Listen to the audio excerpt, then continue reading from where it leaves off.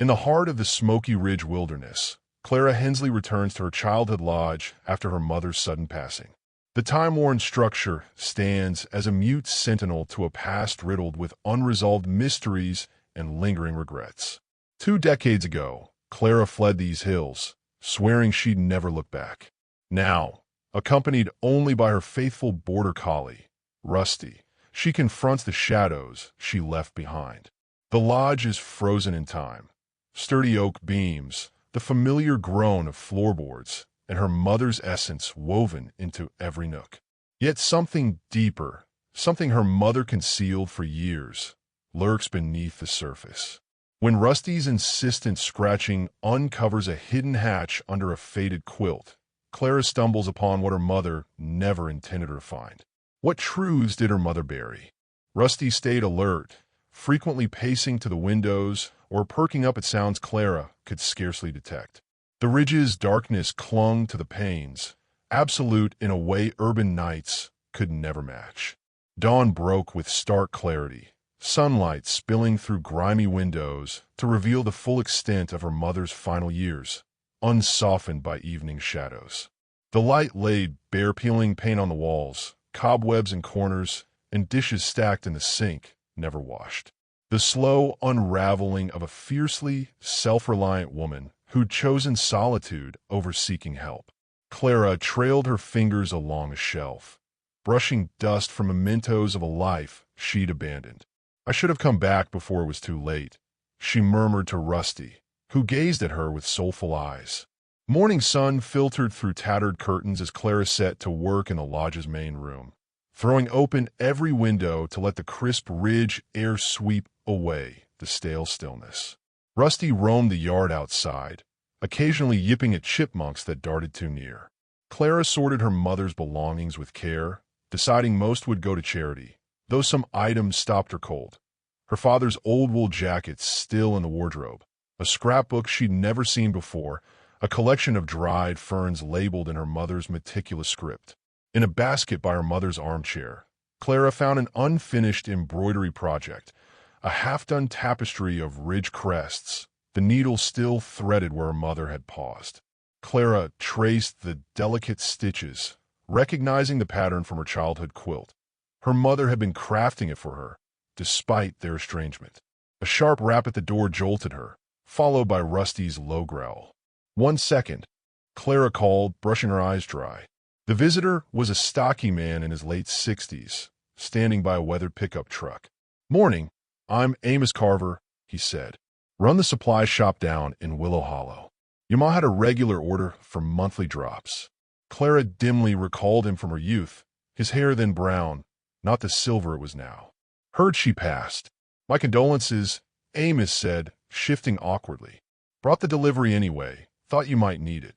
"Thank you," Clara replied, stepping back to let him haul in 2 crates of supplies. Amos set them on the counter. "Your ma turned real reclusive these last years. Used to stop by the shop, then switched to deliveries only. Never let me pass the porch, rain or shine. She liked her privacy," Clara said, uneasy discussing her mother with someone she barely knew. "That she did," Amos agreed. "Orders paid through the month. List in the crate if you want to keep it up." After he left, Clara unpacked essentials, canned foods, toiletries, and an odd surplus of herbal tea, though her mother had always sworn by coffee. The second crate held medications, more than Clara had expected, hinting at her mother's hidden struggles. All day, Rusty fixated on one spot in the living room, pawing and whining at the heavy quilt draped over the hardwood. Clara nudged him away repeatedly before finally checking. "What's got you so worked up, Rusty?" "Just a critter scent." She lifted the quilt's edge, finding nothing but worn planks. Rusty nosed the spot again, staring at her expectantly. "Old smells, that's all," she said, unconvinced. By dusk, Clara had arranged her mother's prescriptions on the counter, their labels painting a picture of worsening health. Heart issues, chronic pain, inflammation. Clara's mother had never hinted at any ailments during their rare, strained phone calls over the years. Drawn to her mother's bedroom, Clara opened the wardrobe, where her mother's clothes still hung, meticulously ironed. She ran her fingers over the fabrics, picturing her mother always dressed impeccably, even with only the pines and wildlife as her audience. Tucked at the back of the wardrobe, a cedar chest held winter sweaters, and beneath them, a small tin of childhood keepsakes. Clara's first baby shoe, a finger-painted drawing from school, a tiny knit scarf. That night, sleep eluded her. Clara lay awake, attuned to the unfamiliar hum of the ridge's darkness. Rusty stayed uneasy, too, repeatedly returning to that same spot in the living room before curling up briefly at her bedside. In her dreams, Clara was a girl again, lost in the thick woods encircling the lodge. Towering trees blotted out the sky, their branches swallowing her calls for her mother. The ground shifted beneath her, opening into a gaping void that tugged her downward. Clara woke with a start, pulse racing, blankets tangled around her. Morning brought no comfort. Brewing tea from her mother's unexpected stash, Clara wondered what other surprises lay hidden. Rusty's odd fixation persisted, now growling at the living room floor. "What's got you so worked up, boy?" she muttered, watching him claw at the quilt for the umpteenth time. "Just boards down there." But her words felt hollow, a flicker of doubt creeping in.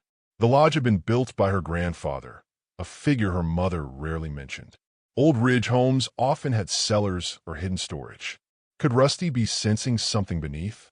"Don't be ridiculous," she chided herself. "This place is messing with your head." Yet, as the day wore on, her gaze kept drifting to that patch of floor with growing unease. Clara spent the morning sifting through her mother's paperwork. Eleanor Hensley had kept fastidious records, utility payments, tax documents, medical receipts, neatly organized in tin boxes by year. Among them, Clara spotted something peculiar: regular cash withdrawals from an unknown account, stretching back decades. Sizable sums, always on the first of each month, with no clue as to their purpose. "What were you doing, Mom?" Clara murmured, setting the statements aside. Rusty's scratching at the quilt grew more insistent all morning.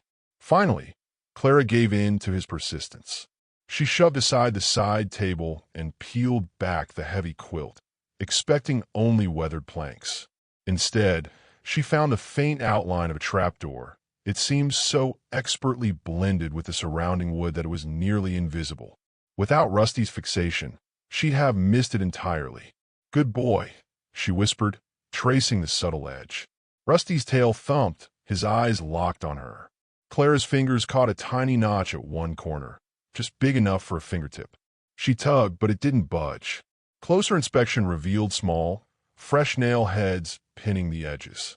Someone had recently sealed this door shut, the wood around the nails slightly splintered. "Mom, what were you keeping hidden?" Clara rummaged for tools, finding a pry bar in a pantry drawer. She worked carefully, easing out each nail to preserve the wood. With the last nail free, she lifted the corner slightly, revealing an old brass ring pull embedded in the underside. But the door wouldn't open more than an inch. Shining her phone's flashlight through the gap, she saw a sturdy padlock securing the trapdoor from below, fastened to a metal brace. Someone had locked it from the inside, then exited and nailed it shut from above, a strange, deliberate precaution. Who locked something from the inside? Clara mused aloud. She drove to Willow Hollow, the small town, a 20-minute winding descent from the ridge. The hardware shop was a cramped shed brimming with dusty tools, but it stocked what she needed: bolt cutters. As she paid, the grizzled cashier studied her keenly. "Hensley girl, aren't you? Eleanor's daughter?" "Yes," Clara replied, startled to be recognized after so long away. "Sorry about your ma. Tough as nails, but kind deep down. Kept to herself lately." Clara nodded, uneasy under the gaze. "Did she visit town much?" "Less over time," the man said. "Jeb Harlan checked on her now and then. Sort of a neighbor, though he's a couple miles off." Clara didn't recall any neighbors. "Jeb Harlan settled here about a decade back," the cashier explained. "Cabin on the west slope. Ex-soldier, keeps to himself mostly. Had some understanding with your ma." The revelation unsettled Clara. Her mother had never mentioned neighbors or deals. As she loaded the bolt cutters in her car, a dusty truck pulled up beside her. A wiry, weathered man in his 60s stepped out, sizing her up. "You're Eleanor's daughter," he said, not asking. "Clara Hensley," she confirmed, offering a cautious handshake. "Jeb Harlan," he replied, his grip steady, eyes appraising. "Sorry about your ma. Looked in on her when she'd let me." "Thank you," Clara said. "I didn't know she had neighbors." A shadow crossed Jeb's face. "Your ma prized her solitude. I honored that." Checked in when she permitted.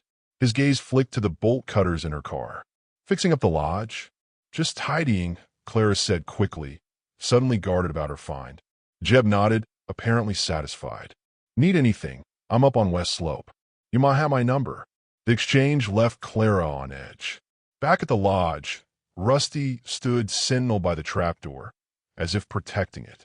Kneeling beside the opening, bolt cutters in hand, Clara steeled herself. Whatever lay below, her mother had gone to great lengths to hide it. The padlock was weathered but sturdy, requiring all her strength to break the shackle. As it snapped, a pang of doubt hit her. Some secrets were buried for a reason. Before she could second-guess, Rusty nudged past and vanished into the dark opening, his paws thumping on what sounded like steps below. "Rusty," Clara called, shining her flashlight into the void.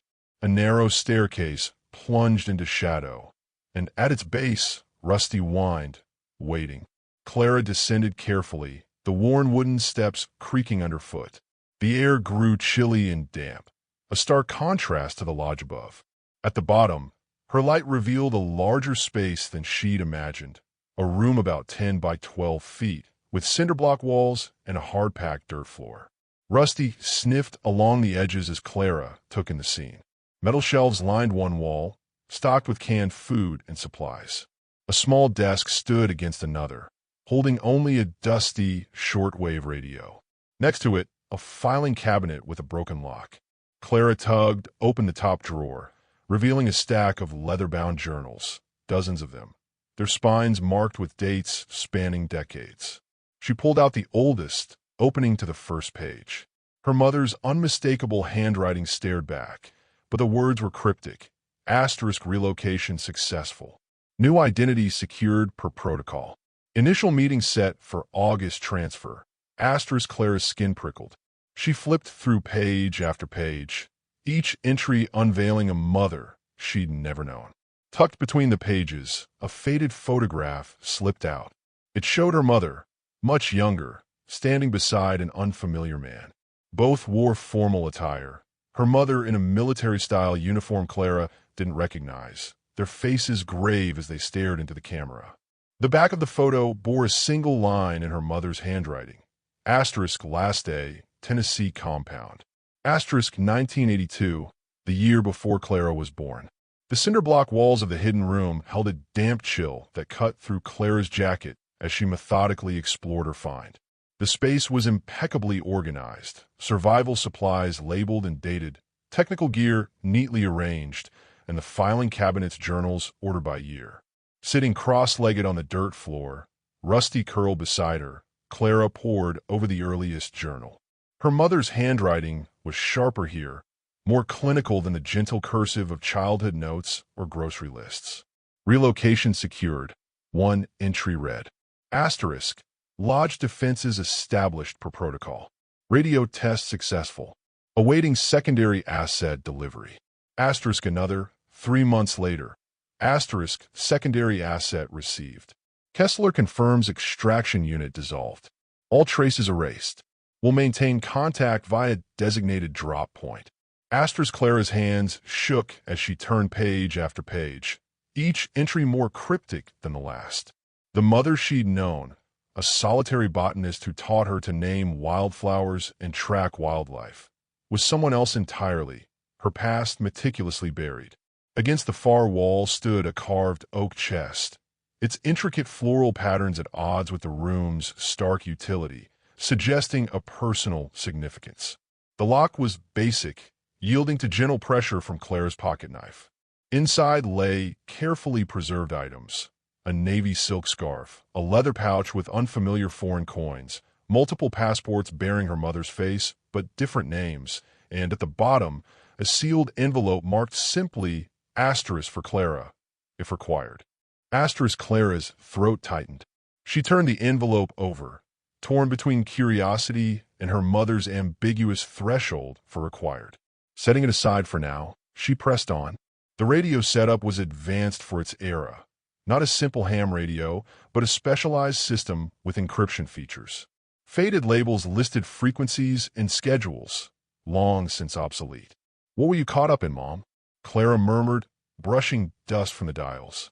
Rusty whined, drawing her attention to a small vent near the floor. His sharp senses had picked up something, perhaps a draft or scent Clara couldn't detect.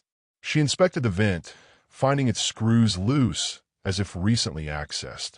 Behind the cover lay a waterproof case containing microfilm canisters and a USB drive, strikingly modern compared to the room's dated tech. Clara pocketed them, unsure of their contents but unwilling to leave them behind. Hours slipped by as she pieced together her mother's secret life. The journals painted a portrait of relentless vigilance. Logs of visitors to the ridge, detailed records of hikers and hunters, notes on unfamiliar vehicles and odd behaviors. Pages referenced the operation and coded radio transmissions. Most unsettling were entries about Clara herself, detached observations of her childhood milestones intertwined with notes on security training and * contingency readiness. * her mother hadn't just taught her wilderness skills. She'd been grooming her for something more. An entry from Clara's 10th birthday read, * subject displays strong pattern recognition and navigational skills. Introduced basic code breaking via puzzle exercises. Subject unaware of training objectives. Clara's stomach churned.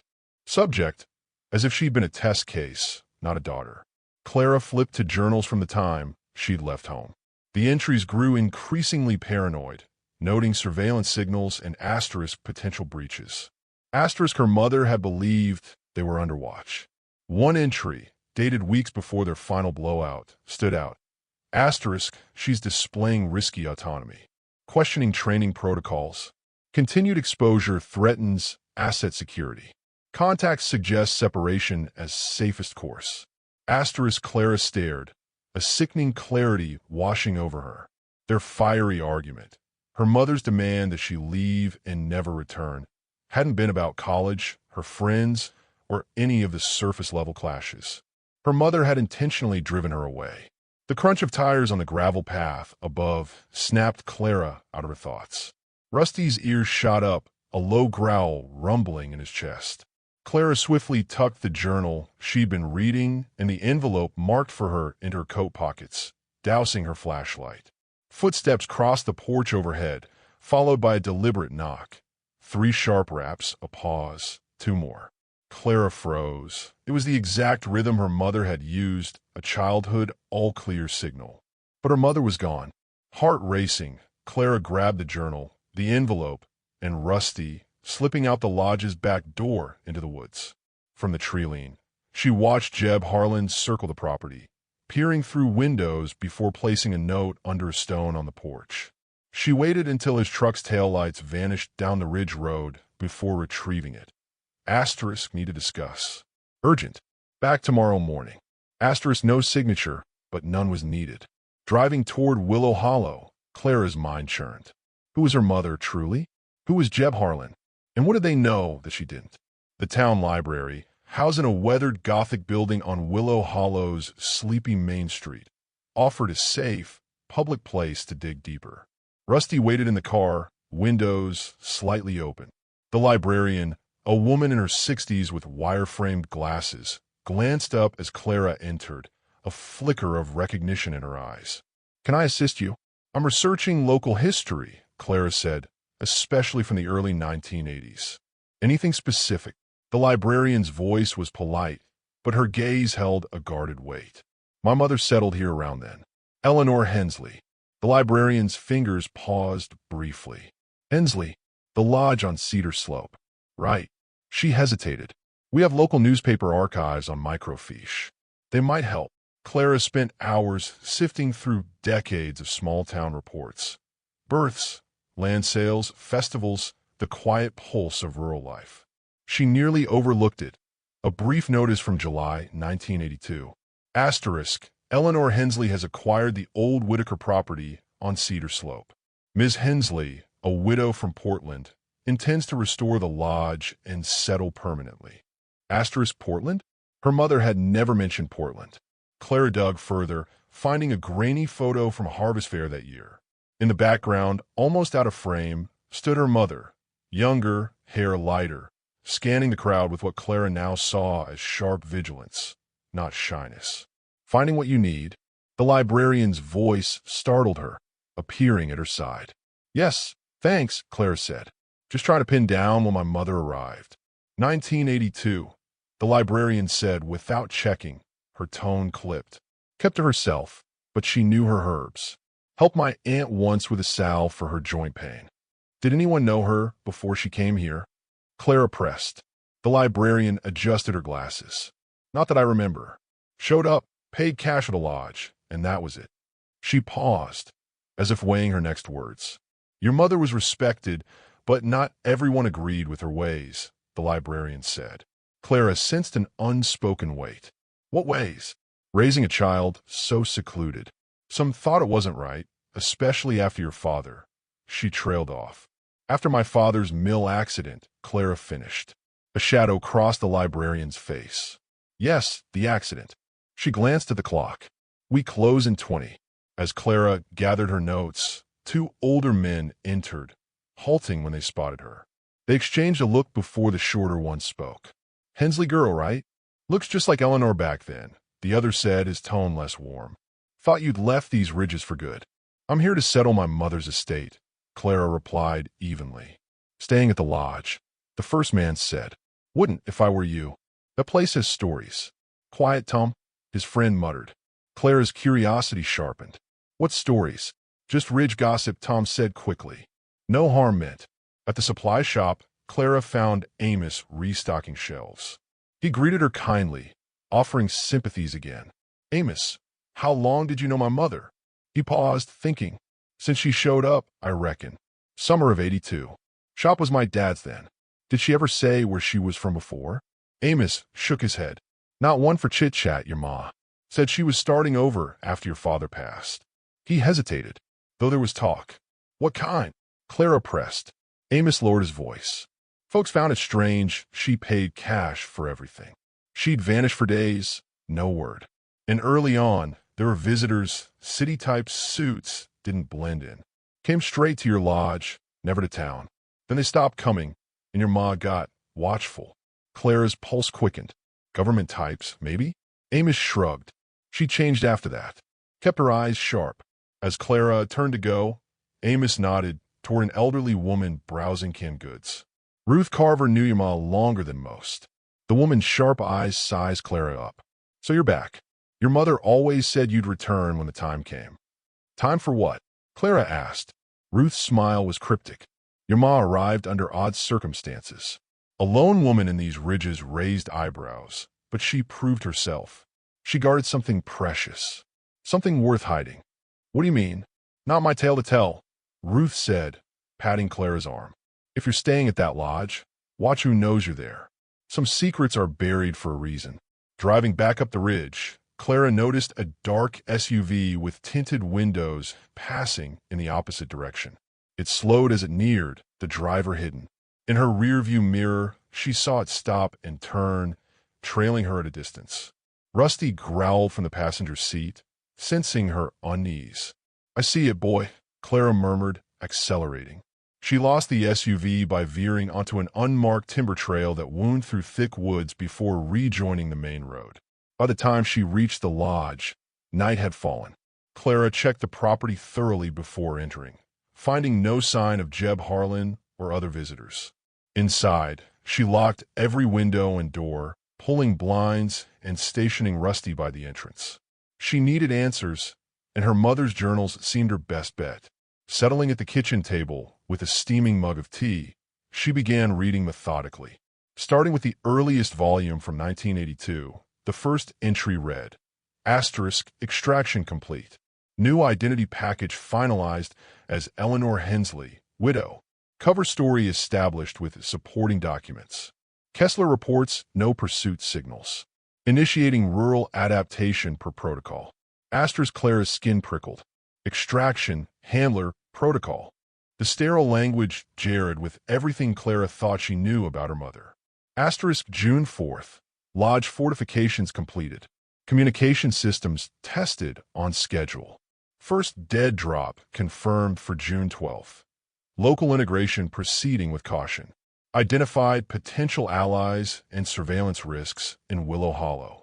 Ridge terrain offers strong natural defenses. Asterisk June 12th. Dead drop successful. Package included 3 months operational funds and updated contact protocols. No surveillance detected. Monthly radio check set for 0100 tonight. Off-grid, living demanding, but aligns with cover identity. Asterisk Clara paused, grappling with the implications. Her mother wasn't a grieving widow seeking solitude, but someone in hiding, guided by handlers and protocols, evading pursuit. As Clara read on, a portrait emerged of her mother carefully constructing a new life. She documented studying local flora and herbal remedies to bolster her cover, mapped escape routes through the ridges, and established hidden supply caches. Asterisk August 20th. Received confirmation that Cade remained secure in alternate location. No contact allowed for at least 2 years. Hard to accept, but critical for security of both assets. Asterisk Cade. Her father?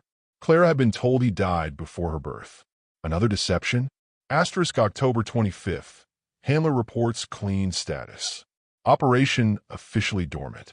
Primary objectives met. All assets secure. Maintaining cover identity indefinitely. Winter provides excuse for minimal town contact. Asterisk later entries softened, the clinical tone giving way to personal reflections. Her mother wrote of the ridge's stark beauty, quiet moments of contentment, the small joys of self-reliance. Asterisk December 24th. First Christmas alone in years. Ought not to follow old protocols. Crafted a cedar garland like the locals. Found an old photo of Cade. Unexpected grief.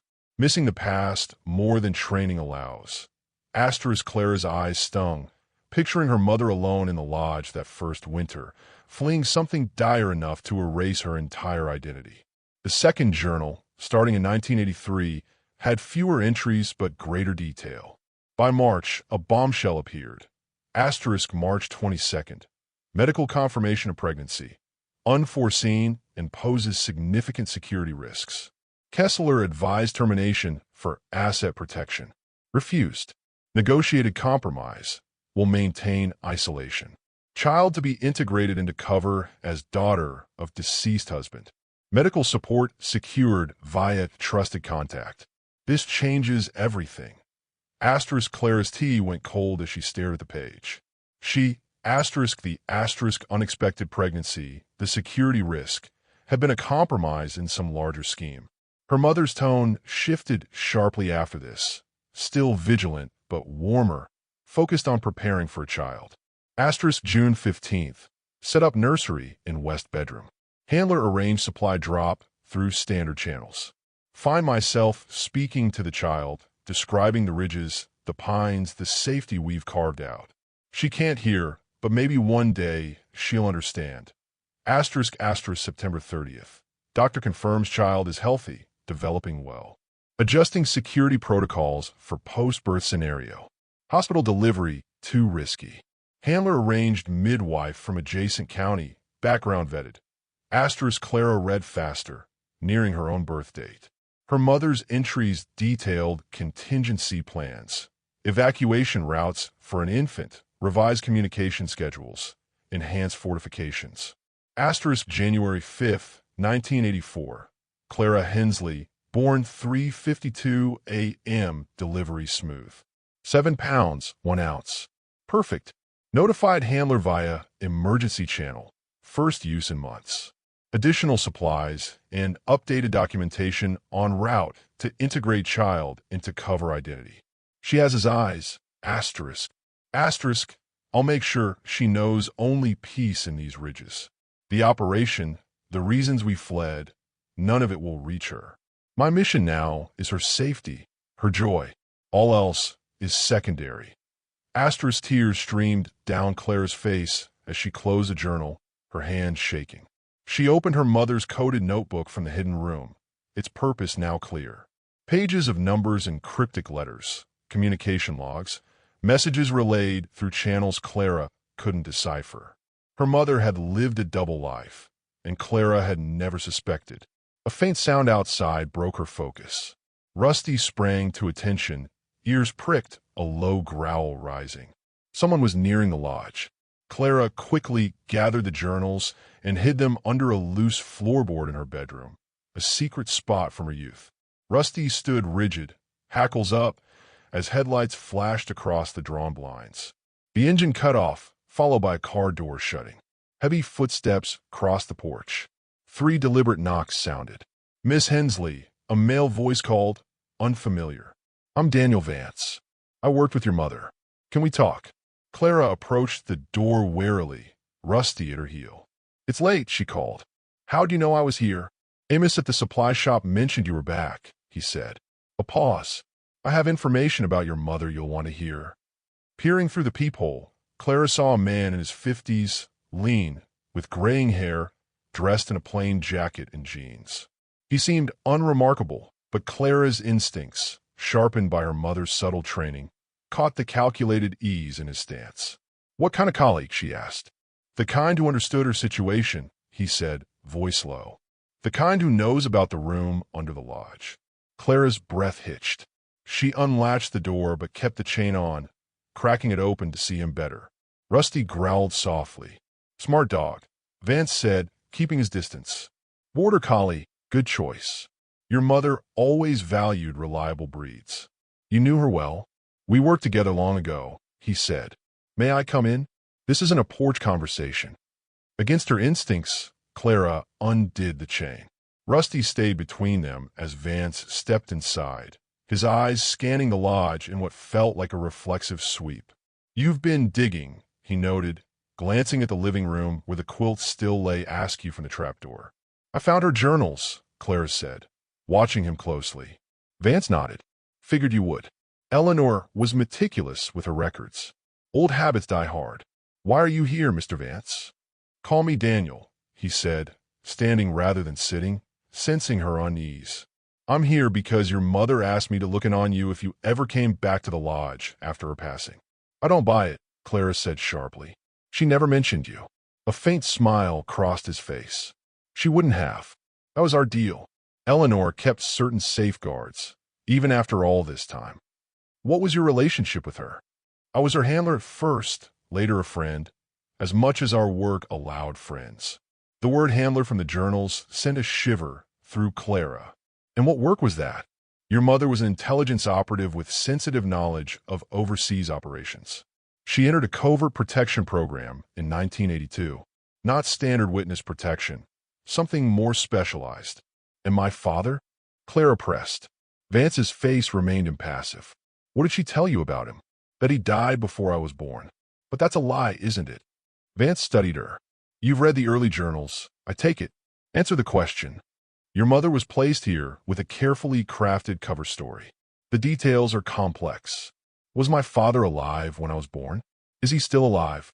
"I'm not authorized to discuss certain parts of the operation," Vance said, his eyes scanning the lodge again.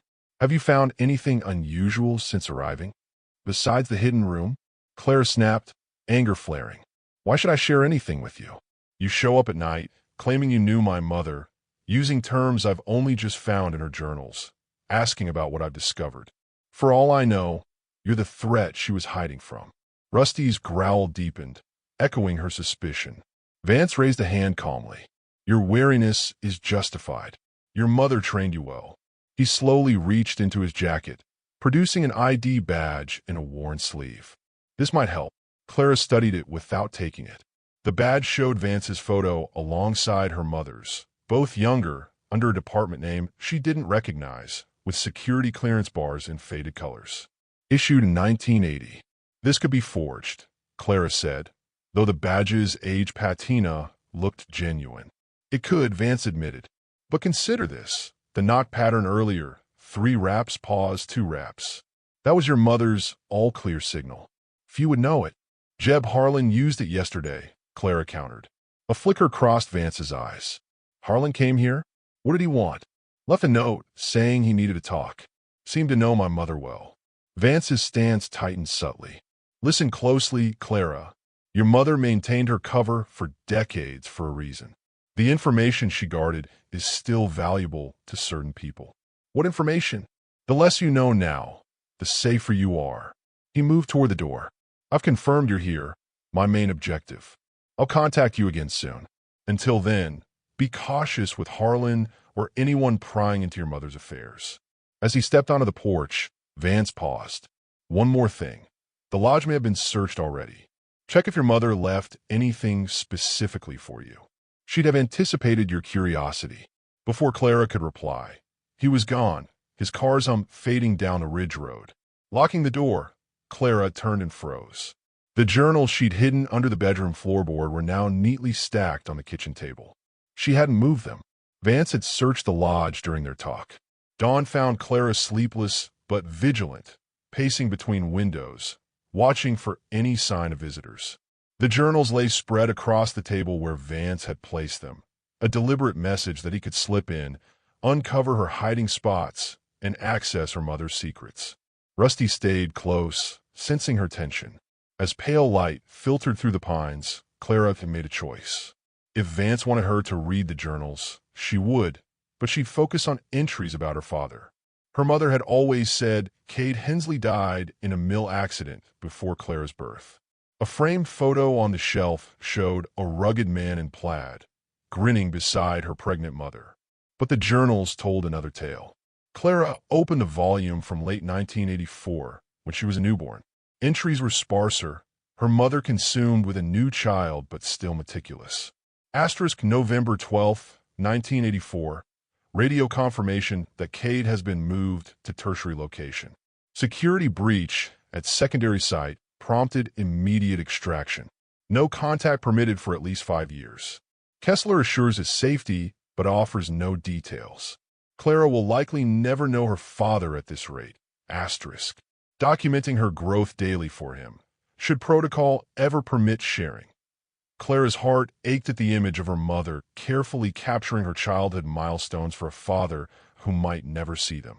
She pressed on, flipping through volumes until she reached entries from 1989. Asterisk April 25, 1989. 5-year mark reached. Requested update on Cade's status via secure channel. Response delayed, but eventually received. Asset secure, maintaining cover. Contact still prohibited. Clara asked about her father today. Used mill accident story per original protocol. Showed her the fabricated photo.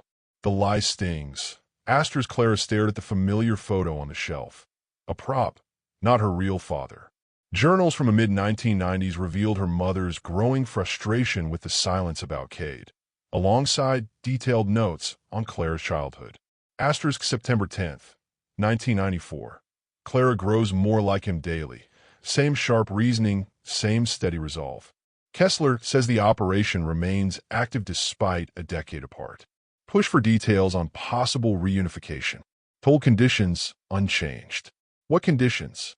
Weren't they telling me about his status? Asterisk Clara scoured later volumes with rising urgency. In a journal from 2001, a shocking entry emerged. Asterisk June 8, 2001. Unauthorized message received via emergency channel, dormant for 14 years.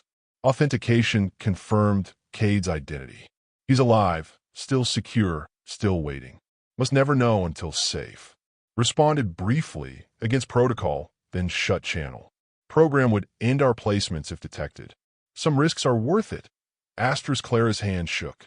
Her father had been alive at least until 2001, when she was 17, and her mother had upheld the lie of his death while secretly contacting him.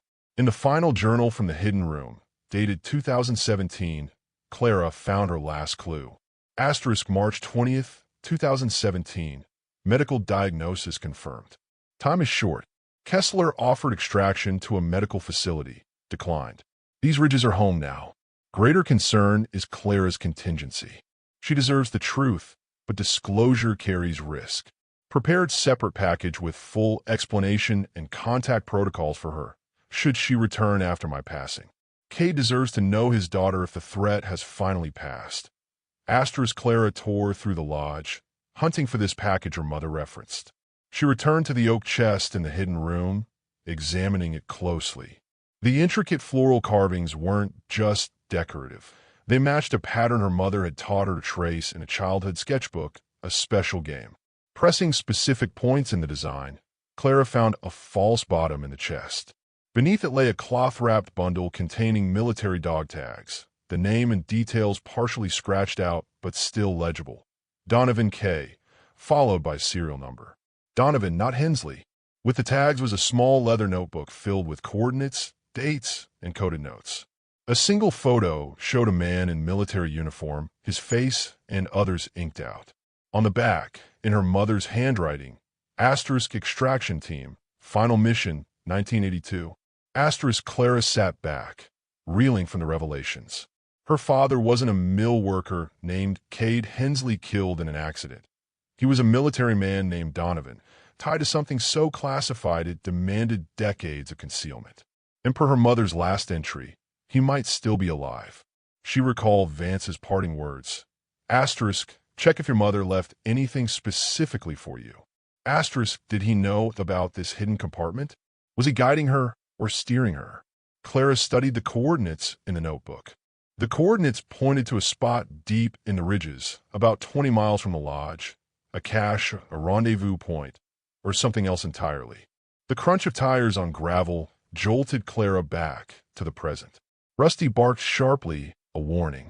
Jeb Harlan had returned, as promised. Clara swiftly tucked the dog tags and notebook in her pocket before he reached the door. She deflected his questions, claiming she was heading to town and had no time to talk. His gaze lingered on the displaced quilt over the trapdoor, but he didn't comment. "I'll swing by tomorrow," he said as she ushered him out. "There's things about your mother you need to know." Now, Clara drove the twisting road toward Willow Hollow, Rusty in the passenger seat, her mind swirling with questions. Everyone seemed to know her mother better than she did. Instead of heading to town, she veered onto a faint dirt track leading to Cedar Slope Cemetery. Her mother was buried there, and supposedly her father, too, though Clara now knew his grave was a lie. The small ridge graveyard stretched across a gentle hill, overlooking the valley, ancient cedars casting shadows over weathered headstones. Clara had attended her mother's funeral weeks ago, a quiet event with few locals in attendance. Her mother's grave was easy to find, the soil still fresh. The simple stone bore her name, birth and death dates, and the inscription at rest in her cherished ridges. No mention of motherhood or her hidden life. Nearby stood an older stone for Cade Hensley, dated 41 years prior. Clara stared, knowing now it was a fabrication, a marker for a man who never was. "Need help?" Clara turned to see an elderly man leaning on a shovel, eyeing her curiously. A caretaker by his work clothes. "Just visiting my mother," Clara said. "Eleanor Hensley." Recognition flickered in his lined face. "You're the daughter, then? Sorry for your loss. Your ma was a fine woman, kept to herself." "Thank you. I'm also looking at my father's grave." She nodded toward the stone. "I never knew him." The man's expression shifted slightly. "Happened before you were born, I reckon. Were you here back then?" "Started that year," he said, resting on his shovel. "Odd burial, if I may say." Clara's attention sharpened. "Odd how?" He glanced around, though the graveyard was empty. No viewing, closed casket. Service at night. Unusual. Just your ma and 2 suited men there. I dug the grave myself. He tapped the ground. Felt lighter than it ought to. "The casket was empty?" Clara asked, keeping her voice steady. He shrugged. "Can't say for sure, but I've buried enough to know the feel of a body." He stepped closer, eyeing the headstone. "Notice anything strange about this marker?" Clara knelt, studying it. Carved into the base were faint notches and symbols, easily mistaken for wear or decoration, but to her newly honed eye, clearly intentional. "It's a code," she whispered. "Thought it might be," he said. "Your ma came every year, same day, always at dusk." Ran her fingers over those marks, left a single cedar sprig at the base. He paused. Others came, too. Different men over the years. City types, well-dressed. They'd study the stone, sometimes photograph the markings, then leave. No flowers, no mourning, just business. Clara's mind raced. When was the last time someone like that came? 3 months ago, just before your ma fell ill. 2 men lingered longer than usual. Took soil samples, believe it or not. Clara's blood ran cold. Soil samples? You're certain. Saw it through binoculars from the caretaker's shed. He didn't seem apologetic about his spying. Been watching this plot for years, he said. Clara stood, brushing dirt from her knees. I'd like to see my father's grave up close. The actual burial site. The caretaker studied her for a long moment before nodding. Wait here. He returned with a shovel and a small battery-powered lantern. Cemetery's closed for maintenance today, he said, a conspiratorial edge to his voice. No one will disturb us. They worked together, Clara digging while the old man kept lookout. The soil parted too easily for a grave decades old. At 3 feet, her shovel struck something solid. Not the dull thud of the coffin, but a sharp metallic clang. Clearing more dirt revealed a metal box, about 2 feet square, with a sleek electronic lock that looked far too advanced for a 41-year-old grave. That ain't normal burial gear, the caretaker muttered. The lock's keypad had numbers and letters. Clara's mind raced to the coded symbols on the headstone. She examined them again, tracing the pattern as her mother had in the journals.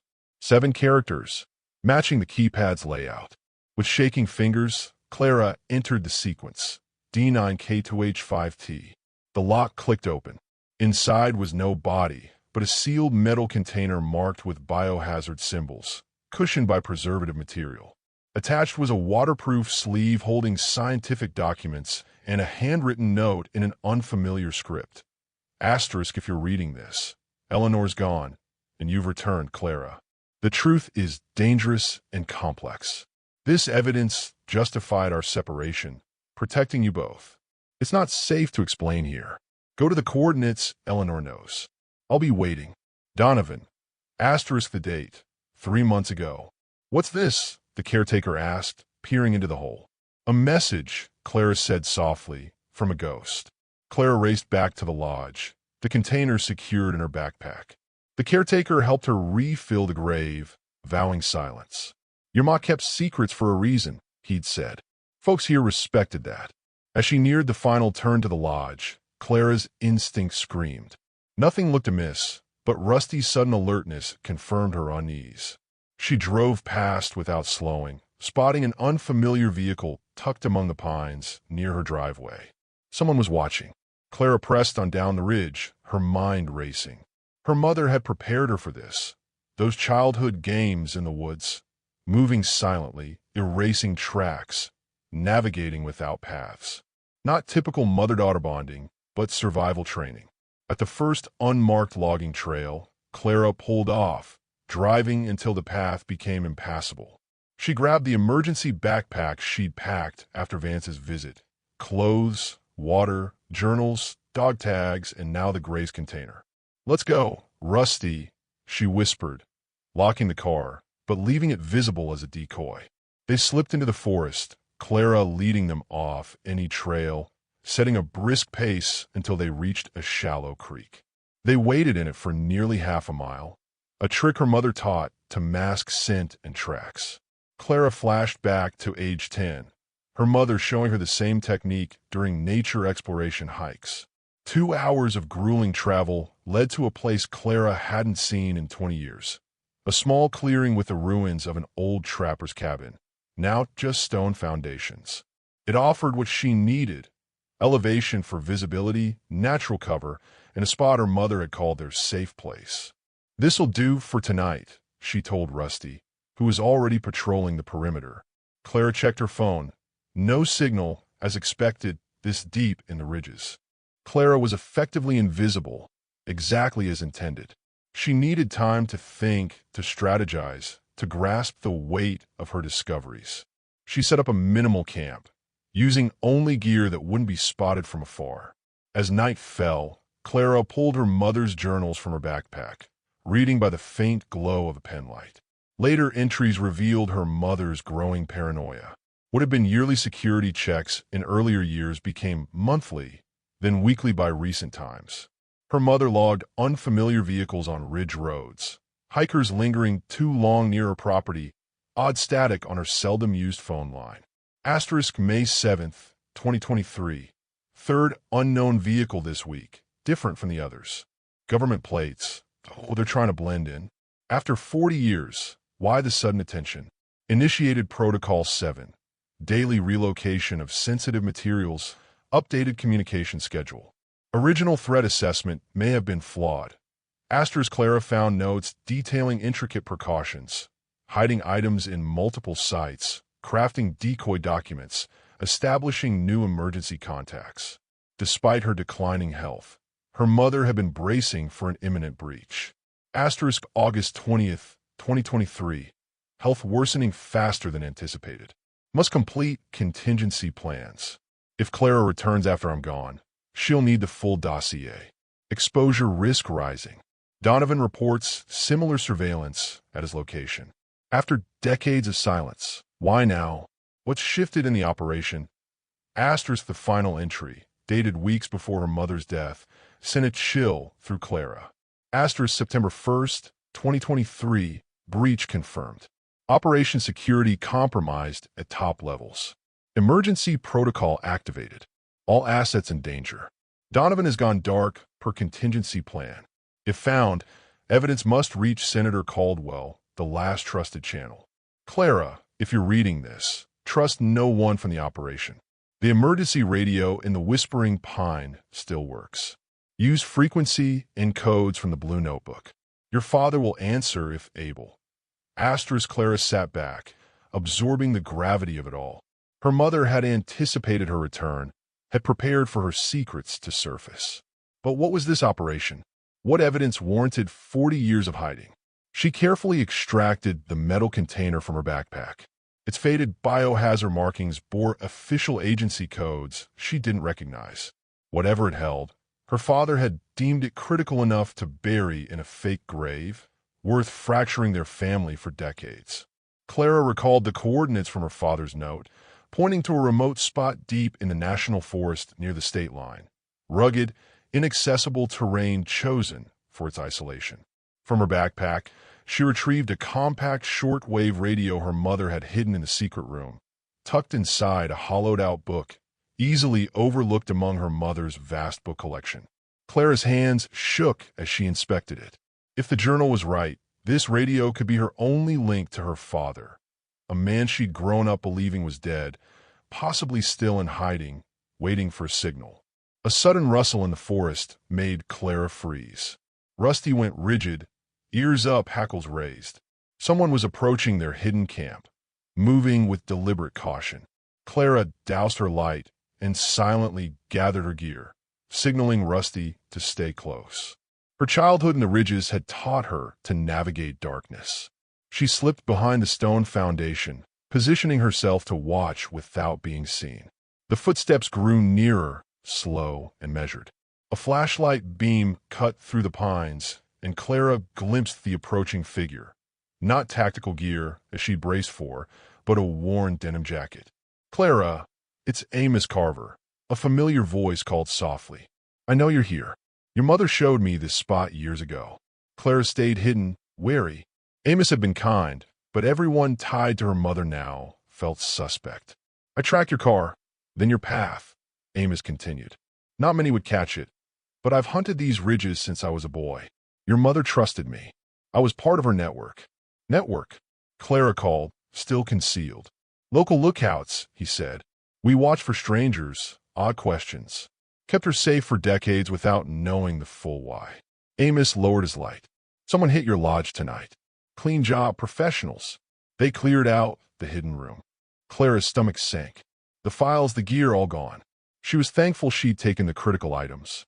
"How do I know you're not with them?" she challenged. "Your mother gave me something for you," Amos said. "Said if she passed and you came back, then had to run, I'd find you here." He slowly pulled a small oilcloth bundle from his jacket, placed it on a mossy stump, and stepped back. "I'll leave now. My number's inside if you need supplies. Be careful, Clara. Whatever your ma was mixed up in, it's bigger than our little ridge. Clara waited until Amos's footsteps faded before retrieving the bundle. Inside was a prepaid phone, a wad of cash, and a worn map with locations marked in invisible ink, revealed only under her UV pen light. A note in her mother's handwriting read, Asterisk, Amos can be trusted. No one else. Asterisk. Dawn found Clara still at the ruined trapper's cabin, studying the map. The marked spots formed a network across several states. Safe houses or contact points, she assumed. One was circled prominently, matching the coordinates from her father's note. With unsteady hands, Clara set up the shortwave radio, confirming its battery still worked. The blue notebook detailed precise instructions, frequencies, time windows, and a complex alphanumeric code for transmission. Her mother had set regular communication slots, midnight and noon, 3 minutes each to avoid detection. The next window was in 4 hours. Clara spent the time plotting her route to the coordinates, a 2-day trek through rugged terrain. With roads and trails likely watched, cross-country was her safest bet. As noon neared, she moved to higher ground for better signal. Tuning the radio to the specified frequency, she sent the code from the notebook, 827 Bravo, Sierra, 4 Raven. Static hissed back. Clara repeated the sequence, seconds slipping away in the 3-minute window. Just as time ran out, the static parted, and a male voice, warped by interference, replied, Asterisk 446 Charlie Foxtrot 9 Lima. Asterisk. Clara scrambled through the notebook, finding the response code's meaning. Asterisk. Transmission received. Location compromised. Alternate contact needed. Asterisk. Her hands trembling, she sent the acknowledgement code and waited. After 30 seconds of silence, another fragmented message crackled through. Package secure. Confirmation needed. Package secure, Clara replied, referring to the biohazard container. Northwest Slope, Cabin 4, 2 days. The voice faded. Come alone. Watch for markers. The transmission cut off as the window closed. Clara stared at the silent radio, heart racing. Was that voice her father's? After 40 years, was she on the verge of meeting the man she'd believed dead her entire life? She checked the map again. Northwest Slope had several small markings, including one labeled C4, likely Cabin 4. The coordinates aligned closely with those she already had, off by a mile or two at most. Clara repacked her gear, her mind racing. Someone had looted the hidden room, taking everything. Amos knew her mother's secrets. Vance claimed to be her handler. Jeb Harlan had been watching the lodge, and now a cryptic voice on the radio was guiding her deeper into the wilderness. Who could she trust? Her mother's warning rang clear. Trust no one from the operation. A decision solidified. She'd head to Northwest Slope, but with caution, alert for surveillance or ambushes. If this was her father, she needed to meet him to uncover the truth her family had guarded for decades. If it was a trap, she'd be walking into it. Clara studied the map closely, noticing faint markings along certain routes, trail blazes her mother had taught her to spot as a child, hidden paths through the ridges, ideal for moving unseen. What do you think, Rusty? She asked, scratching his ears. Up for a trek? The border collie stood ready, as if sensing the mission's weight. Clara secured the biohazard container in her backpack, tucked the radio into her jacket, and glanced back at the ruined trapper's cabin. Somewhere, 2 days' journey through these ridges, answers awaited, perhaps her father. She pulled a compass from her pack, a gift from her mother on her 16th birthday, said to have been her father's. Only now did Clara notice a tiny seam along its edge, hinting at a hidden compartment. Prying it open revealed a tightly rolled strip of microfilm. Another secret, another clue in the path her parents had laid. Rusty tensed suddenly, ears up. Clara froze, listening. Faint but clear, the rumble of vehicles on the logging road below. Someone was coming. Ridge mist curled through the cedars as Clara moved silently along the slope, Rusty scouting ahead. 2 days had passed since fleeing the trapper's cabin, evading the vehicles that had descended there.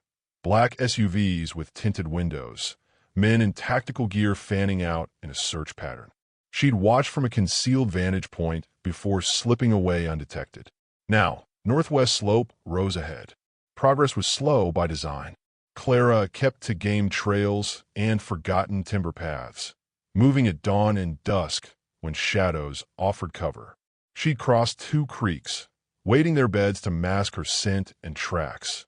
Techniques from childhood games now revealed as deliberate survival training.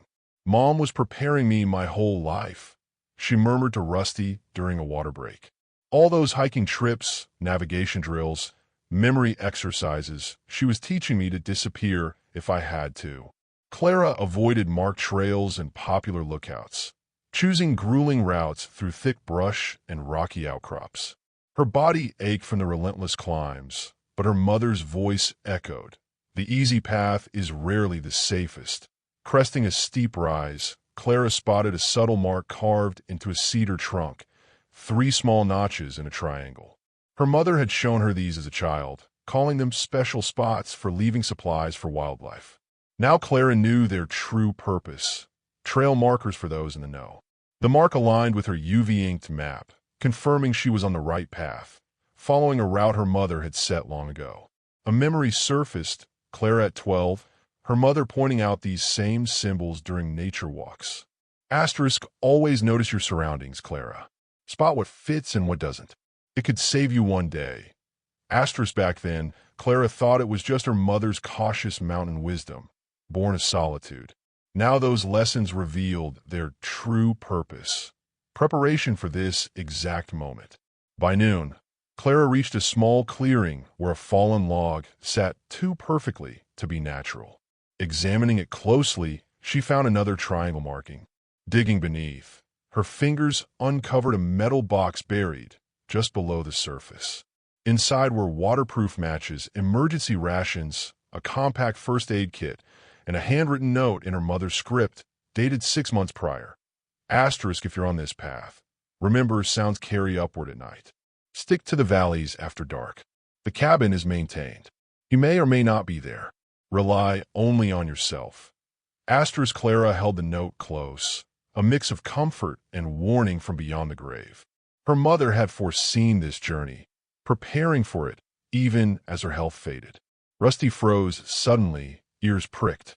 Clara crouched, still as stone. The Border Collie's training proved invaluable.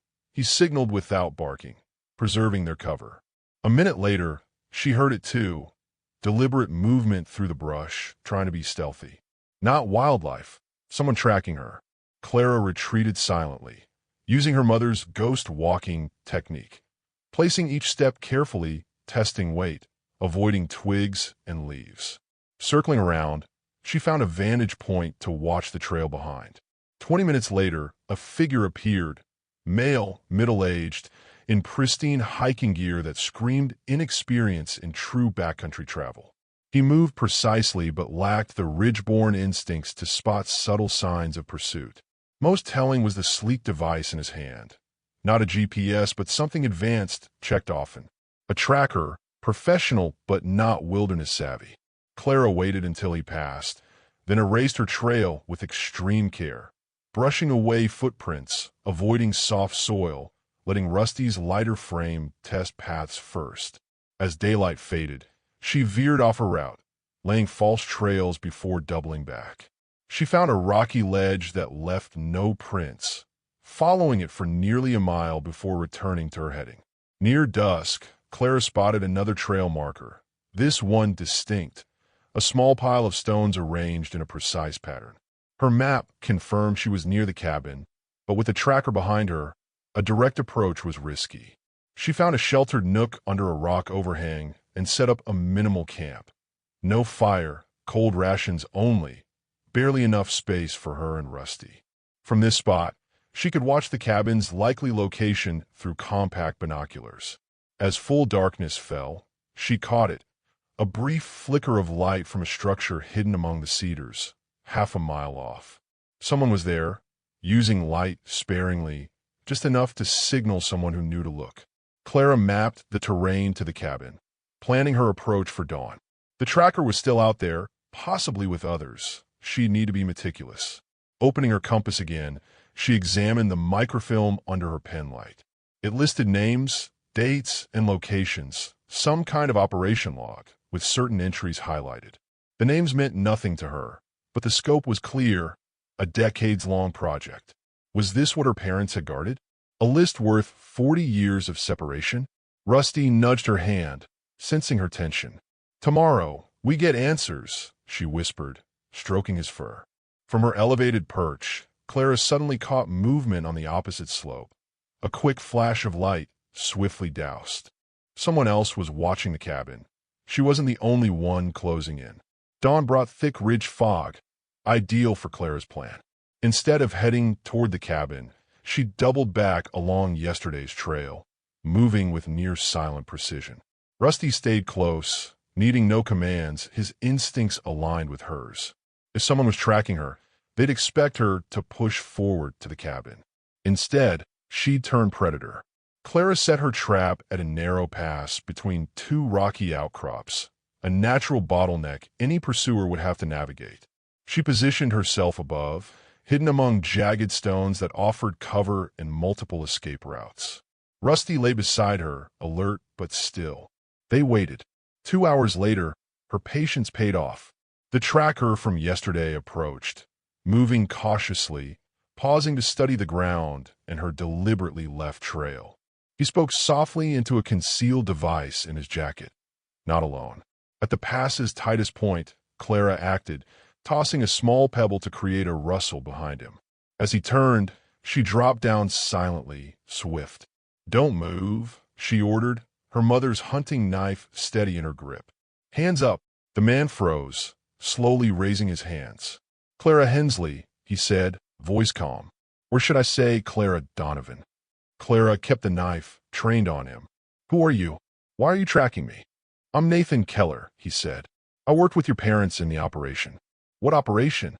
Clara pressed. Keller's weathered face showed no fear, only cautious respect. "May I reach into my pocket?" Slowly. "I have ID." Clara nodded, knife unwavering. He produced a worn leather credential case, revealing an ID badge like Vance's, but older, its tech clearly outdated. "Department of Classified Research Operations," Clara read aloud. "This means nothing." "It was a covert intelligence project, late 70s, Keller said. "Your parents were key assets, scientists, not field agents, until circumstances forced them into both roles." "Why follow me?" "To protect you, or stop you, depending on what you plan with what your mother left." Clara studied him. In his 60s, lean, with the sharp gaze of someone seasoned in high-stakes work. "If you wanted to stop me, you'd have brought a team," she reasoned. A flicker of respect crossed Keller's eyes. "Your mother trained you well. I could have brought a team." "I didn't." "Why not?" "Because after 40 years, I want the truth out as much as you do." He glanced through the trees. "But this isn't the place to talk. Others are scouring these ridges, people with different motives." "The black SUVs," Clara said. Keller nodded. "Private security, hired by players tied to the original operation. They've watched your mother for years, waiting for her to contact your father." "Is he alive? Is he at the cabin?" "I don't know," Keller admitted. "Communications are compromised, but he was alive 3 months ago. He reached out when your mother's health failed." Clara processed this, knife steady. "Why should I trust you?" "You shouldn't trust anyone, me included," Keller said, his gaze unflinching. "But I know they raided your lodge and didn't find what they wanted. They don't know about the grave, and they're desperate for whatever your mother hid there." Clara's surprise must have shown as Keller nodded. "I've been watching since you arrived in Willow Hollow. I saw you at the cemetery. I know you have the container. What's in it?" "Evidence. Data proving unauthorized human testing of an experimental bioweapon on unaware subjects in the late 70s. Your parents were scientists on that project. When they uncovered the unauthorized testing, they preserved the evidence and vanished into a covert protection program," Keller said. Clara eased the knife slightly. "If that's true, why not go public? Why hide for 40 years? They tried. 3 colleagues died in accidents within weeks. The operations leaders buried it all, spun a new story. Your parents had a choice. disappear with the evidence or be eliminated. Why step forward now? Your mother was dying, Keller said. She knew you'd be exposed without her. The original directors are now powerful figures who'd lose everything if this came out. She reactivated old protocols to create a path for you and your father to reconnect and release the evidence. Clara studied him, searching for any hint of deceit. You've had decades to find my father. Why help now? Keller's jaw tightened. I've watched the men who greenlit those tests climb to untouchable power, unpunished for destroying lives. They're positioned to do it again bigger. I was low-level security when your parents fled. I helped their extraction against orders, and I've lived under my own cover since. Clara made her choice. If you're tracking me, others are too. How'd they find me? Keller slowly pulled a small device from his pocket. A tracker, government grade, no bigger than a coin. Planted on your car before you ditched it, he said, handing it to her. They likely bugged your mother's lodge, too, which is why I've been trying to reach you before you hit the cabin. Clara examined the device, easily hidden under a wheel well. How do I know you won't lead them to me? You don't, Keller said plainly. But I can guide you to the cabin via an unmonitored route. After that, what you do with the evidence is yours to decide. I'm done carrying this secret. Rusty had stayed vigilant but gradually relaxed, a promising sign given his knack for sensing danger. What about Vance? Harlan, Clara asked. Vance works for the ones hunting you, Keller said. Harlan's trickier, part of your father's original security detail. His presence near your mother's lodge wasn't random. Clara decided, show me the route. But Rusty and I follow at a distance. Any hint of a trap, we're gone. Keller nodded. Understood. He glanced skyward. We move now. Their team has thermal imaging. They'll be active after dark. Keller led Clara through a maze of gullies and rocky ledges, hidden from aerial surveillance. They moved in silence, using hand signals Keller said her father had devised decades ago. The gestures, some identical to her mother's childhood lessons, lent weight to his claims. By late afternoon, they neared the back of the slope where Clara had spotted the cabin. Keller signaled her to wait as he scouted ahead, moving with the practiced stealth of a seasoned operative. Clear, he whispered, returning. But we don't go straight in. There's a root cellar, 50 yards from the main cabin. We head there first. The cellar's rustic facade hid a sophisticated setup. Keller triggered a concealed lever, revealing a reinforced door behind a simple storage rack. Inside, to Clara's shock, sat an elderly woman at a small table, a pistol by her hand. Her gray hair was tied in a tight bun, her posture rigid and military despite her age. Keller, the woman acknowledged with a curt nod. And the Donovan girl. At last, Rusty growled softly, but Clara calmed him with a touch. Dr. Miriam Holt, Keller introduced. Your mother's handler and protector for 40 years. Handler's too stiff, the woman said. I saw myself as Eleanor's guardian angel. Sit, please. Time's short. Clara stayed standing. Where's my father? Not here, Miriam replied bluntly. Not yet. Surveillance teams in the area forced a change in the rendezvous plan. She studied Clara with sharp eyes. You've got your father's calculating stare and your mother's cautious resolve. You knew them both? I recruited them for what was meant to be humanitarian research, Project Genesis, developing treatments for global pathogens. Miriam's lips tightened. It turned into something far darker. Clara sat slowly across from the elderly woman, sensing a flood of revelations coming. Keller mentioned bioweapon testing. A simplification, but close enough, Miriam said, pulling a thick file from a drawer. She spread out photos, clinical images of subjects with gruesome symptoms, lab reports, and heavily redacted memos. Your parents were brilliant scientists specializing in pathogen engineering. They thought they were creating medical countermeasures. Instead, their work was weaponized and tested by a covert division without their consent. Her voice stayed even, but her hands shook slightly.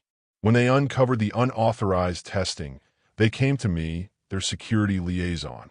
I chose to help them vanish with the evidence rather than let them be silenced like their colleagues. You said colleagues died in accidents, Clara said, glancing at Keller. Miriam nodded. 3 who questioned missing data, all dead within weeks. Car crash, lab fire, supposed suicide. The warning was clear. So you helped my parents escape? Clara pressed. Why separate them? Why was I raised thinking my father was dead? Protocol, Miriam said, her tone clinical but softening. Assets with different pieces of the evidence were kept apart to prevent a single breach. Your mother fought the separation but agreed when she learned she was pregnant. Your safety became her focus. She handed Clara a sealed envelope. Your mother's true identity, her life before the operation. Eleanor Hensley was a cover. She was Dr. Catherine Donovan, a top virologist formerly with the CDC. Clara opened the envelope with unsteady hands, finding a birth certificate, academic records, and photos of a younger version of her mother, receiving awards, working in labs, posing with colleagues at conferences. A life erased for solitude in the ridges. And my father? Dr. Thomas Donovan, molecular biologist, expert in viral gene editing. Brilliant. Miriam's face darkened. After the separation protocol, Thomas was relocated through 17 sites over 8 years. We eventually settled him with a new identity about 300 miles from here. Close enough for secure communication, far enough for safety. They could have exposed the evidence, gone public, Clara argued. Why hide for decades? They tried, Keller cut in, sent anonymized data to journalists twice in the 90s. Both journalists died before publishing, Miriam said. The reach of those behind this stretches across government and corporate spheres. Keller nodded. The original operation heads now hold immense power. Military intelligence, biotech firms, congressional oversight. Exposing them would unravel not just past crimes, but current empires. What changed? Why now? Clara demanded. 2 reasons, Miriam replied. Your mother's failing health meant half the protocol collapsed with her death. And intelligence suggests the bioweapon research has been reactivated under a new code name, poised to repeat history. She fixed Clara with a piercing gaze. Your mother safeguarded the most incriminating evidence, kept separate from what her father held. With her gone, you're the only one who can retrieve it. Her last journal entry said she left instructions for you. The container from the grave, Clara whispered. Miriam's eyes sharpened. You found it. Good. It holds your father's original samples and notes proving the unauthorized alterations to their work. Paired with his documentation, it's undeniable. Where's he now? Clara asked, her voice catching. In transit to a secure site, Miriam said, checking her watch. Your mother's protocol requires moving you there separately. One last precaution. How do I know this isn't a trap? Clara challenged. Miriam gave a faint smile, sliding a photo across the table. Clara's mother, holding infant Clara beside a man Clara didn't recognize. On the back, in her mother's handwriting, asterisk Miriam, if you're showing her this, tell her the lullaby was his, not mine. Asterisk Clara's breath hitched. The lullaby her mother sang through her childhood, a unique melody she'd never heard elsewhere. He wrote it the week you were born, Miriam said softly, before they were separated. Moving with surprising agility for her age, Miriam led Clara deeper into the shelter. What seemed a simple root cellar extended into a compact, high-tech operations hub. Monitors displayed feeds from perimeter cameras and communication gear hummed along one wall. Your father set this up 15 years ago, Miriam explained. One of several fallback sites. The cabin above is a decoy, occasionally lit to pass as a recluse's retreat.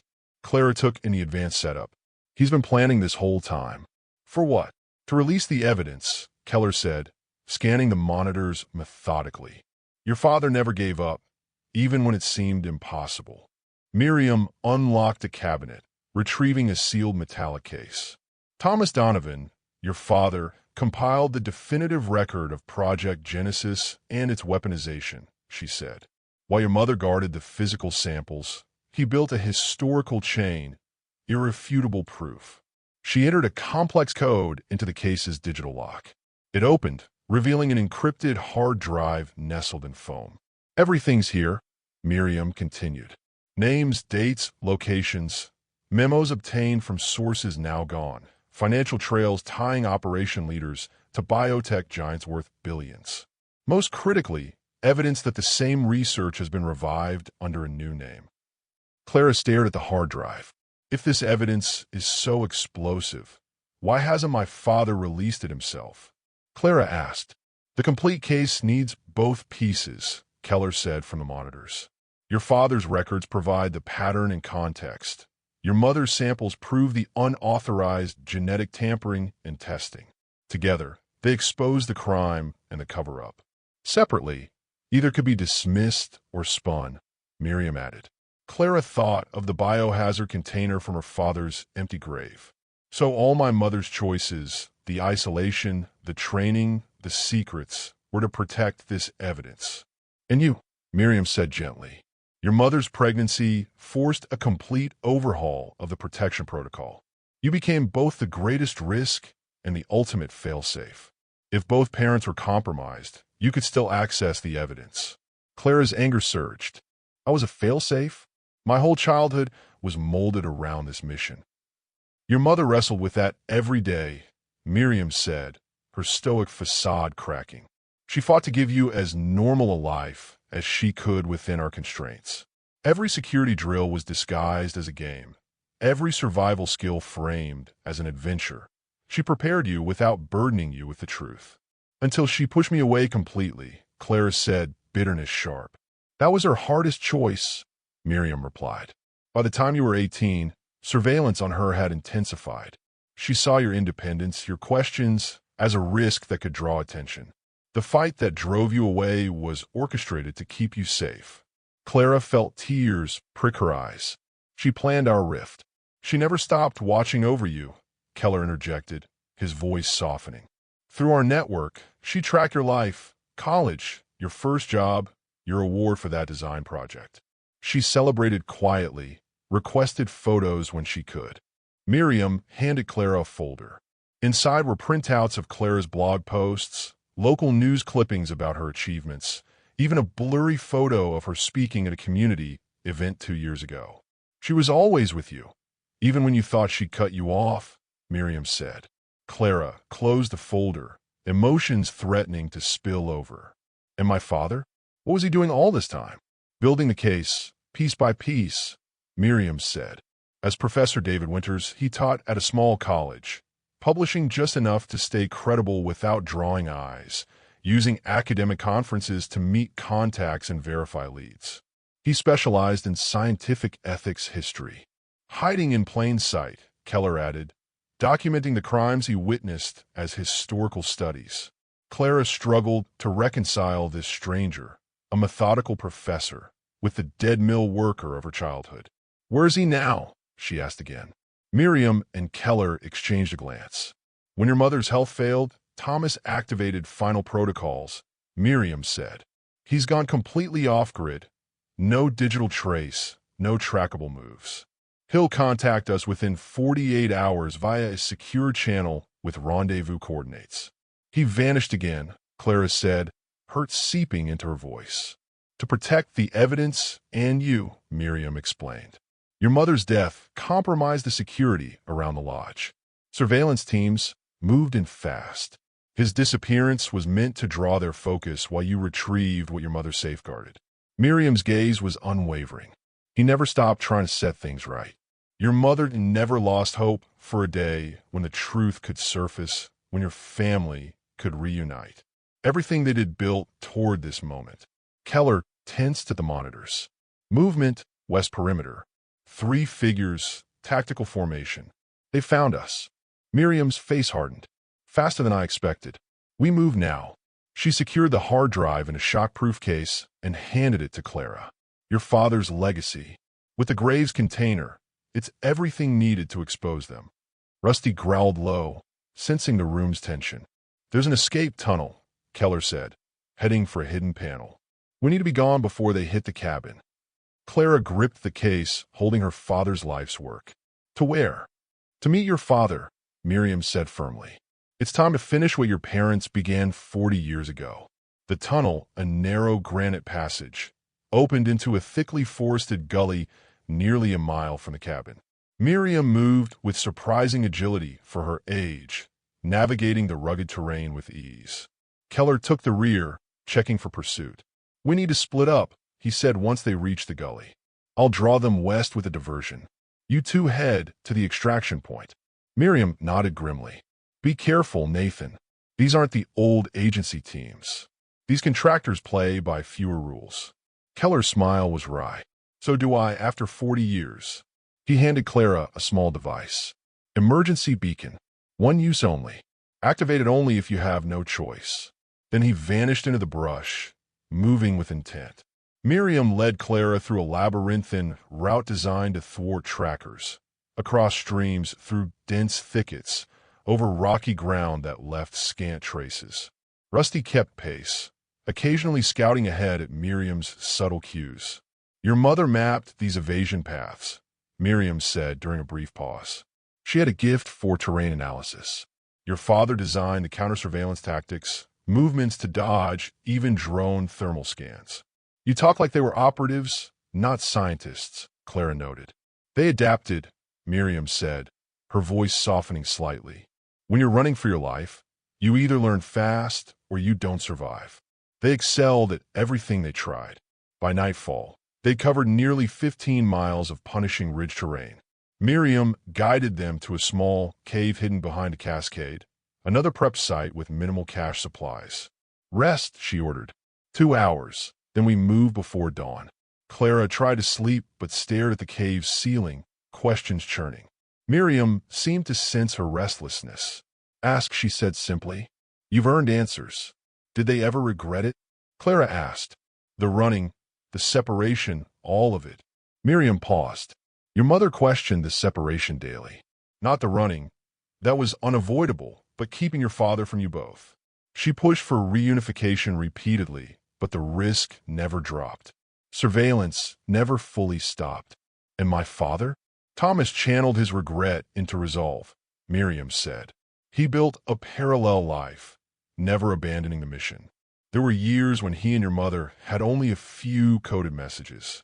He kept a journal for you, writing his thoughts, hoping you'd read it someday." The words hit Clara hard. "A journal for me?" "Nearly every day," Miriam said. "Birthdays, holidays, milestones he pictured you hitting. Questions about who you were becoming. He has it with him now." Dawn saw them moving again, following a path only Miriam seemed to know. By mid-morning, they reached a small clearing with a weathered hunting blind overlooking a valley. "The extraction point," Miriam said. "Now we wait." Hours dragged on. Rusty stayed vigilant, alerting to occasional wildlife but showing no signs of human threats. By late afternoon, Miriam checked her watch repeatedly, worry creasing her brow. "He's late," she muttered. Just as the sun dipped low, Rusty's ear shot forward. Clara heard it too, the faint rustle of someone moving through the underbrush. Miriam raised compact binoculars, scanning the treeline below, then relaxed slightly. "It's him," she said softly. A figure emerged from the forest's edge, tall, lean, moving with cautious precision despite clear exhaustion. He paused, performing a security sweep Clara recognized from her mother's training. Miriam gave a subtle hand signal. The man returned it and climbed toward them. Clara stood frozen as he neared. This stranger was her father, a man she'd thought dead her entire life, now real before her. His hair was gray, his face etched by decades of vigilance, but his eyes, sharp, analytical, mirrored her own. He stopped a few yards away, taking her in with raw emotion.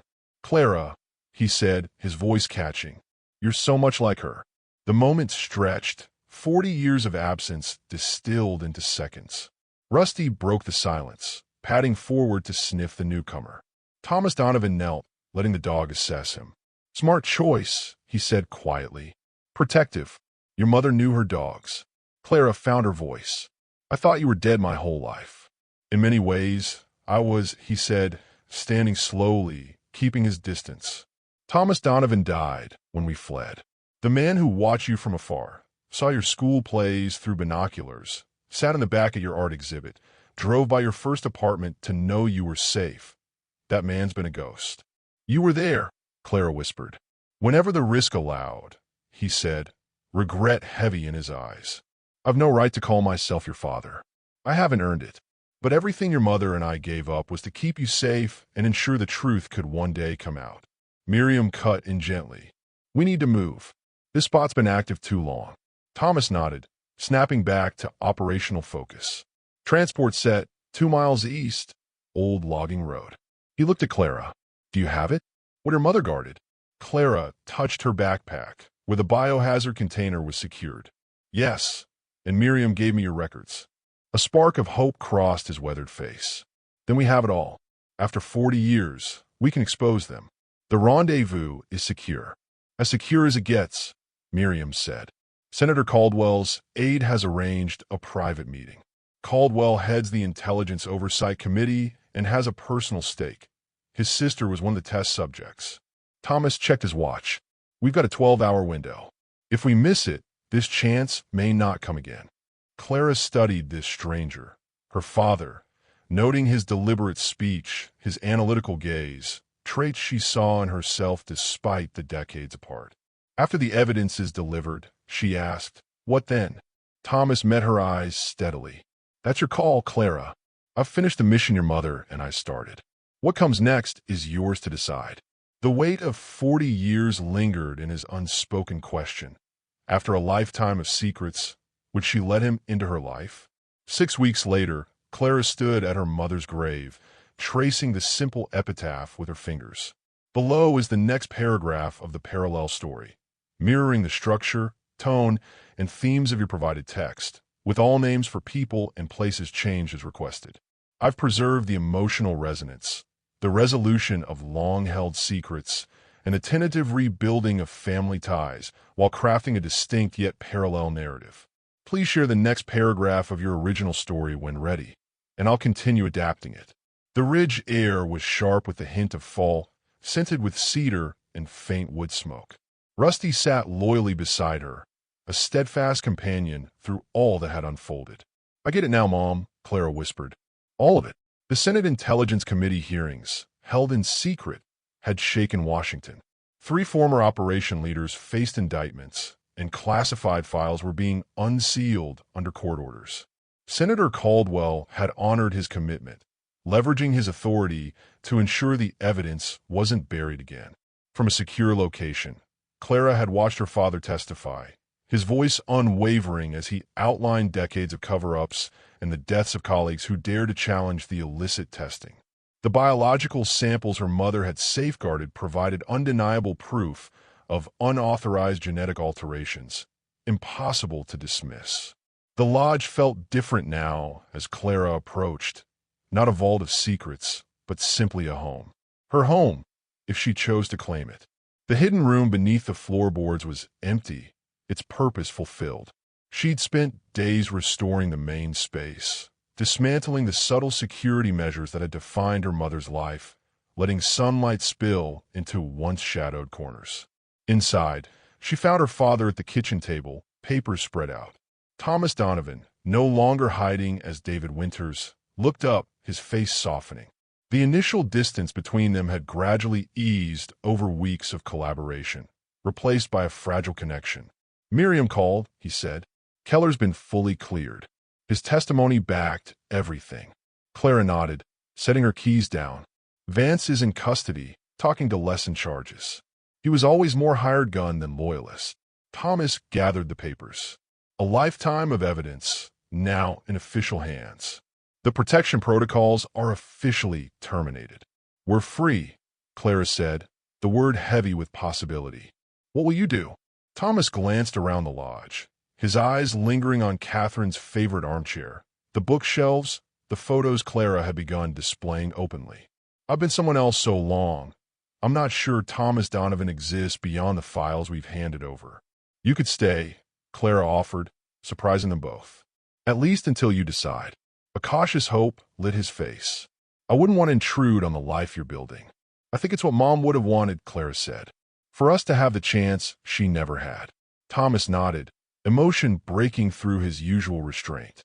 From his pocket, he pulled a worn leather journal, edges frayed from years of use. I've waited for the right time to give you this.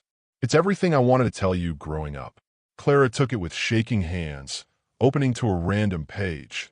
Astra's Clara turned 10 today. I picture her blowing out candles, making a wish. Does she ever wonder about her father? Catherine sends coded updates when she can. Clara's excelling in art and science, a natural problem solver. Maybe she'll be a researcher someday, in a world more honest than the one we left. Astra's tears blurred Clara's vision as she closed the journal, unable to read more. "Thank you," she whispered. Thomas nodded, understanding the weight of the moment. "And you? Will you stay in the ridges?" Clara gazed out the window at the wilderness that had shaped her childhood. "For now. I've taken leave from work," Clara said. "There's so much of Mom's life to unravel, so much I didn't understand until now." "She'd be proud of you," Thomas said softly. "Finishing what we started, facing it all with such strength." "She trained me well," Clara replied, a wistful smile on her lips. That evening, as dusk settled over the ridges, Clara sat on the lodge's porch, Rusty at her feet, her father in the chair beside her. The silence between them felt easy now, the burden of secrets lifted. A package had arrived that morning, new identity documents from Senator Caldwell's office, offering protection of a different kind, a chance at new beginnings. "For now, I've taken leave from work," Clara said. "There's so much of Mom's life to unravel, so much I didn't understand until now." "She'd be proud of you," Thomas said softly. "Finishing what we started, facing it all with such strength." "She trained me well," Clara replied, a wistful smile on her lips. That evening, as dusk settled over the ridges, Clara sat on the lodge's porch, Rusty at her feet, her father in the chair beside her. The silence between them felt easy now, the burden of secrets lifted. A package had arrived that morning, new identity document from Senator Caldwell's office, offering protection of a different kind, a chance at new beginnings. Earlier, Thomas had suggested, when the public inquiry wraps up, we could vanish again. New names, new place, old habits. But Clara had shaken her head. "I'm done running, done hiding. Whatever's next, I face it as me."